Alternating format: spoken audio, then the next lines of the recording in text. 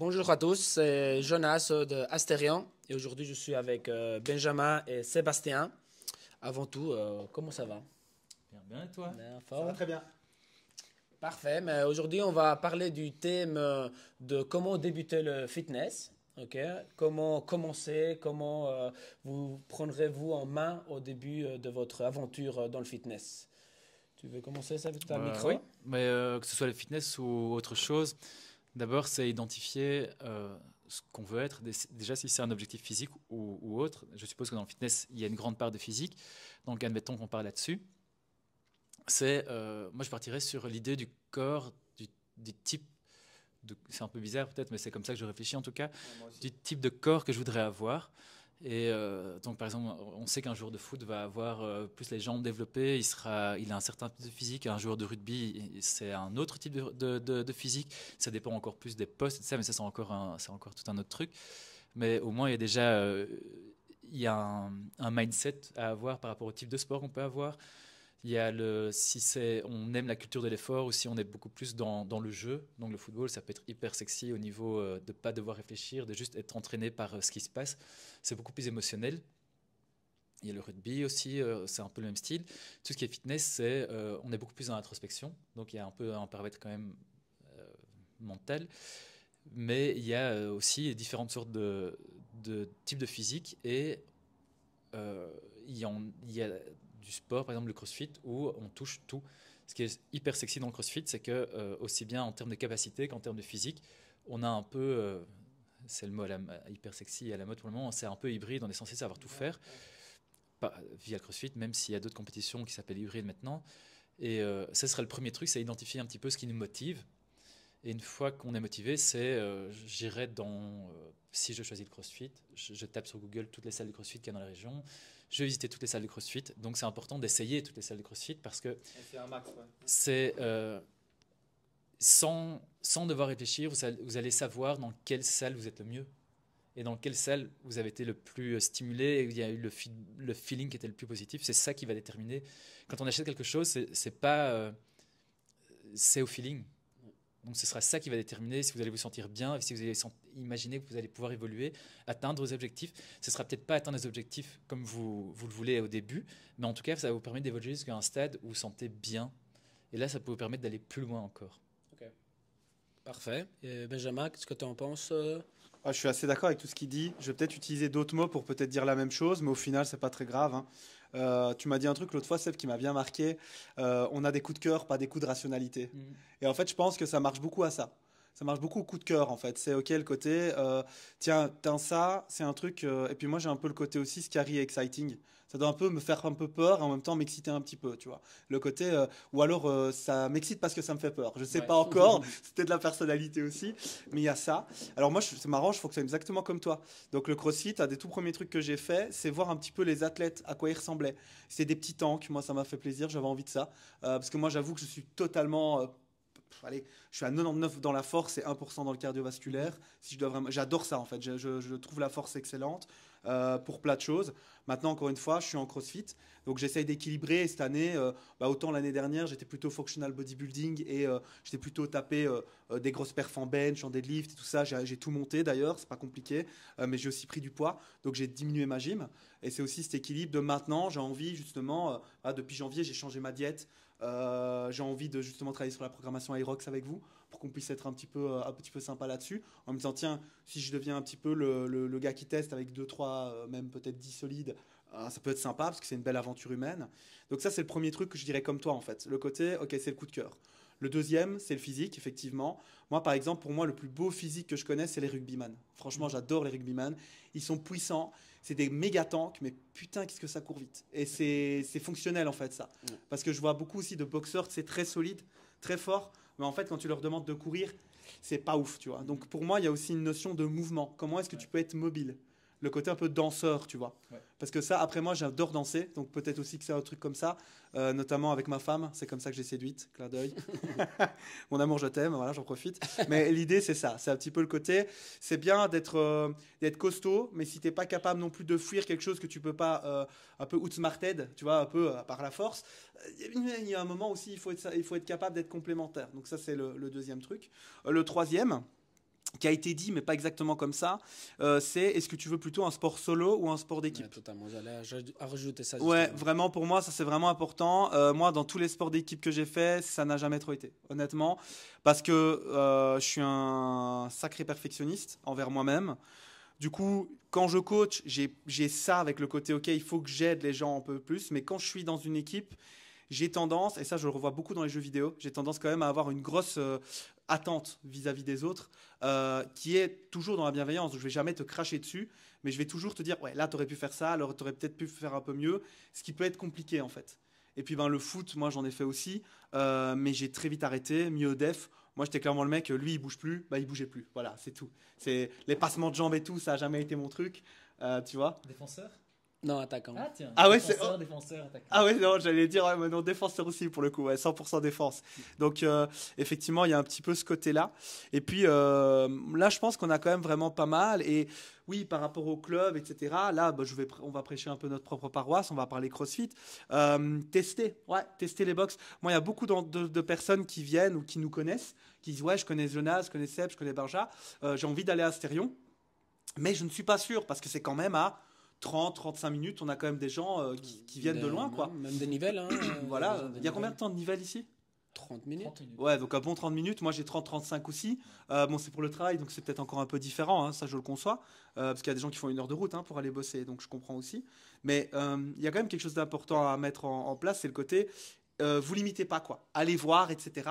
Et quand vous avez comparé, comme Seb le disait tout à l'heure, là, il est toujours temps de prendre des décisions, quoi. Ou alors, vous pouvez vous dire, ok, j'ai pas envie de m'engager sur 1 an, je m'engage sur 1 mois, 3 mois, ça dépend ce qui est possible dans l'endroit. Et vous pouvez aussi prendre une carte pour faire des drops. Donc des drops, c'est vraiment faire un essai, faire des tests de temps en temps de manière un peu sporadique et aléatoire dans une autre box. Et tester aussi. Mais par contre, ouais, tester action, quoi. Ça, c'est vraiment important pour moi. Moi, il y a un truc, je trouve qu'il y a beaucoup de gens qui nous donnent ce feedback de CrossFit. C'est qu'en fait, ça prend un peu le bon côté d'un sport collectif. Ouais, ouais. Mais en lâchant justement le négatif de dépendre au final de l'équipe ou de la relation finale, tu peux t'entraîner en groupe, mais tu t'entraînes pour Mais toi solo, ouais, je suis d'accord avec tu toi. as ce côté de, tu vois, tu peux t'inspirer des autres personnes, tu le fais pas tout seul dans ton coin, ça aide aussi, mais en même temps, quand je suis dans le WOD, je suis avec moi-même, Ouais. je suis avec mes pensées, je suis avec mon activité. Et ça, je trouve que ça revient assez souvent, ce côté. C'est collectif, mais en même temps individuel. Et c'est, je trouve, assez intéressant. Je pense que Seb, tu voulais dire quelque chose? Mais ce que Benjamin disait me faisait penser à un petit truc que j'avais lu il y a 15-20 ans. Je crois que c'était un livre de Joe Handler ou c'est un truc dans ces eaux-là. Et c'était 2 bodybuilders qui s'entraînaient dans le fitness de leur coin. Et après 4-5 ans, ils en avaient ras-le-bol. Ils n'avaient pas de motivation du tout. Ouais, et ils pensaient qu'en fait, ils étaient en surentraînement. Et puis, une fois, ils ont décidé d'aller dans un Gold Gym, qui était hyper réputé, à 1h30 de route de chez eux, ou 2 heures. Et là, en fait, ils ont halluciné, ils ont vu tous les gens qui s'entraînaient, ils étaient hyper balèzes, c'était tout un autre univers et ils ont été hyper motivés. Et là, ils ont tout à fait, ils ont compris que c'était même pas du tout du surentraînement, c'était juste qu'il n'y avait pas cette féerie, ce truc. Et donc, c'est important d'être au bon endroit pour soi. Ouais. Et c'est ça qui est plus important, même si c'est, comme tu dis au début, quand j'ai commencé le CrossFit, moi je me tapais Bruxelles 5 fois par semaine, donc j'étais à 50 minutes de route. Si le feeling était bon. Et Mais c'était c'était le seul endroit. Parce qu'il y avait Anvers qui avait ouvert un peu avant, il y avait ici du côté de Namur, mais c'était vraiment pas encore le même style. Ils avaient déjà le nom, etc. Mais c'était un peu plus. À Bruxelles, c'était vraiment une salle, ils avaient 500 mètres carrés au début. Donc il y avait quelque chose, il y avait une identité, c'était hyper inspirant. Et ça, c'est porteur. Et après vient la discipline. Et dans le point, ok, on va prendre le CrossFit par exemple. Je dis, ok, j'ai envie de débuter. Pour vous, qu'est-ce que c'est les étapes, les premières étapes avant de commencer le CrossFit? Qu'est-ce que vous mettrez en place? Est-ce que tout le monde peut faire du CrossFit? Voilà, qu'est-ce que vous en pensez de ça? Je pense que tout le monde peut faire du CrossFit, mais pas n'importe où. Je pense vraiment, ouais, je pourrais arrêter là-dessus en fait, mais je vais argumenter dans le sens où il y a vraiment des salles qui sont faites plus pour les débutants et des salles qui sont faites plus pour les compétiteurs. Et en fait, c'est pas mieux, c'est différent. Moi, j'ai été par exemple formé dans un endroit où on m'a clairement dit, ok, tu commences, je sais pas, je vais prendre un exemple tout bête, en suspension à la barre, tu commences par des knee raises. Et dans beaucoup de salles, on commence par des toast to bar. Et puis on adapte. Alors il y a un petit peu cette fameuse phrase, c'est program for the best, adapt for the rest. Donc pour les non-anglophones, c'est tu programmes pour les meilleurs et tu vas adapter pour les autres. Moi, j'ai eu tendance à être formé dans le sens contraire. Encore une fois, au jour d'aujourd'hui, je ne saurais pas trop dire ce qui est le mieux. Mais par contre, moi, je sais que j'ai beaucoup plus d'acquittance avec des nouvelles personnes. Donc je m'entends mieux, j'ai plus d'affinité avec des gens qui viennent pour peut-être débuter et vraiment un peu de zéro. Parce qu'en fait, ces gens-là, ils viennent pour un véritable changement de vie. Et c'est comme je dis, moi, entre quelqu'un qui va faire un snatch à 130 kilos et l'amener à ce point-là, et une grand-mère qui ne sait plus porter sa petite fille et qui veut de nouveau porter sa petite fille, moi, mon affinité, mon amour de mon métier, il va plus vers cette grand-mère en fait. Ouais. Mais c'est pas mieux, c'est juste que c'est vraiment ce que je veux faire. Ouais, c'est des points de vue différents. Voilà, donc je pense que pour moi, le plus important, c'est ça. C'est qu'encore une fois, on revient à l'environnement, qui est que l'environnement, mais pour moi, l'entourage, donc les coachs et les gens qui font partie de la salle, font aussi partie de cet environnement. Ouais. Soyez dans un environnement qui vous stimule, mais aussi qui vous veut du bien. Ça, c'est vraiment important. En tout cas, ça, pour moi, c'est vraiment voilà, ce qui ressort le plus, c'est la première étape. Okay. Puis la deuxième, c'est oser. C'est oser passer la porte. Ouais. Encore une fois, tu vois. Donc, et c'est même peut-être la première au final. D'oser prendre la décision d'aller mieux. Et puis, hop, d'agir pour aller mieux et de vous entourer des bonnes personnes pour le faire. Ouais. Moi, c'est ce que je dirais. Ok. Et Seb, toi, qu'est-ce que tu en penses? Attends, c'était quoi encore la question? C'était qu'est-ce que tu mettrais en place, oui, comment tu mettrais en place pour quelqu'un qui est débutant, etc., de commencer le CrossFit ou un autre sport, mais ça on a déjà parlé, c'est vraiment dans le CrossFit. Spécifique CrossFit, comment tu aiderais ou qu'est-ce que tu ferais ou tu conseillerais par exemple à quelqu'un de ton entourage de dire ok. Ouais. Mais ça commence pour moi par une discussion. Parce que par exemple ici, on a une discussion pour découvrir les objectifs, déjà un peu niveau santé. Et là, c'est à nous à montrer ce qu'on sait faire. Parce que si je pense justement, il y a 2-3 exemples qui sont venus à l'esprit de profils qu'on a eu ici dans la boxe et qui sont toujours là pour certains. On a des profils qui étaient... on a eu quelqu'un de presque 160 kilos qui est venu, qui était hyper motivé. On a des gens qui ont commencé le sport qui ont à 70 ans, donc à 72 ans. On a depuis, en un an, je pense qu'on a 7 ou 8 personnes qui ont plus de 60 ans. C'est beau, hein. Dont enfin, il y a 72, 70, 68. Et c'est simplement pas des discussions. Et on a des cours low impact qui sont prévus pour ça. On a mis en place des cours qui ont un faible impact au niveau du système nerveux, qui permettent de ne pas avoir de courbatures. Et donc, on joue plus. Personnellement, j'aime bien jouer là-dessus parce que il y a un peu cette culture de l'effort quand même. Ouais. Il y a moyen de pousser, mais il y a moyen de le faire, de scaler, d'échelonner, d'adapter vraiment à son niveau. Et ici, on va mettre d'autres cours en place, justement, de cross-training, parce que c'est quelque chose dont le low impact qui répond pas forcément à tout le monde. Tout le monde n'est pas dans la culture de l'effort, mais il n'y a pas d'âge pour la culture de l'effort. Non. Et donc, c'est un peu... Il y a différentes approches, différentes entrées pour le même résultat au final. C'est juste qu'on doit avoir des canaux différents pour pouvoir optimiser la santé de chacun et avoir un impact sur chacun. Et le cross-training ici qu'on va mettre en place, je pense, est vraiment bien pour ça. Parce que c'est au début, ça dépend de l'objectif de la personne et des a priori qu'elle peut avoir. Parce que si elle a priori, elle ne passera jamais la porte, elle ne va jamais faire les recherches. Et là, on peut la prendre, enfin c'est un peu bizarre de dire ça, mais la prendre par la main et l'amener là où elle peut aller, l'accompagner. Et donc, parce que je pense, par exemple, à ma mère qui a une soixantaine d'années, elle a fait du crossfit il y a 4-5 ans, il y a 10 ans, pardon. C'est un truc qui ne lui plaisait pas, mais elle l'a fait parce que j'étais là, donc c'était super plaisir. Mais là, je dois l'amener ici. Elle ne viendra jamais. Ce n'est pas un univers qui lui correspond, ce n'est pas un environnement qui lui correspond. Ouais, c'est ça. Et le cross-training, c'est un environnement qui peut lui correspondre parce qu'elle a fait 10 ans de gym dans un petit truc avec des personnes qui correspondent à ses besoins. Et donc, on a l'environnement, de nouveau, et créer des ports d'entrée. Ok, super. Alors, en gros, si on devrait résumer tout ce qu'on a dit ici, être déjà osé. Il faut oser d'essayer. Il n'y a aucun souci d'essayer un endroit. Et surtout de se poser la question, qu'est-ce que dans cet endroit, je me sens bien? Est-ce qu'ils prennent soin de moi? Est-ce que les coachs sont à l'écoute?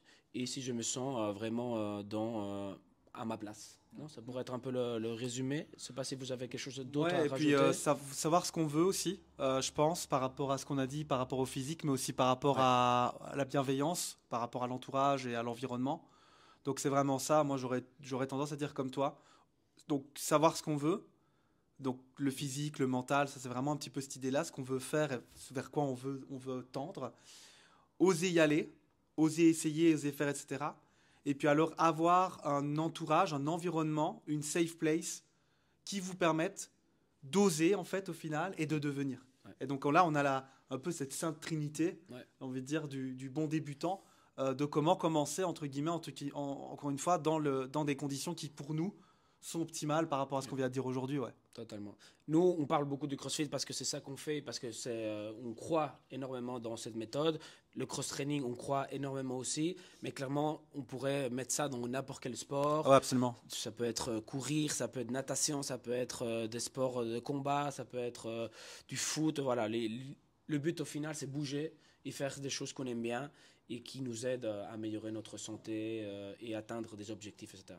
Ouais, on peut faire ça pour tout. Boxe anglaise, par exemple. Vous avez envie du physique du boxeur anglais. Ok, faut oser y aller. On y va. On essaie, comme on vient de le dire ici, plusieurs salles. Ne faites pas l'erreur d'aller dans une salle juste parce que c'est à 3 minutes de chez vous. Pour moi, vous enlevez beaucoup d'opportunités. Donc vous allez voir pas mal autour de vous. Là, vous avez une salle où, boum, c'est vraiment ce que je veux, c'est vraiment l'environnement, etc. Et là, hop, on revient dans ce triangle. Donc effectivement, comme tu le dis, nous, on a pris le CrossFit parce que on prêche notre propre paroisse et puis c'est ce qu'on fait nous, c'est comme ça qu'on accompagne les gens. Mais encore une fois, on vient de prouver par A plus B que c'était tout à fait fonctionnel sur tous les autres. Hein, Totalement. Parfait. Mais je pense que pour aujourd'hui, c'est très bien. On se verra pour une prochaine. Ciao, ciao. À bientôt.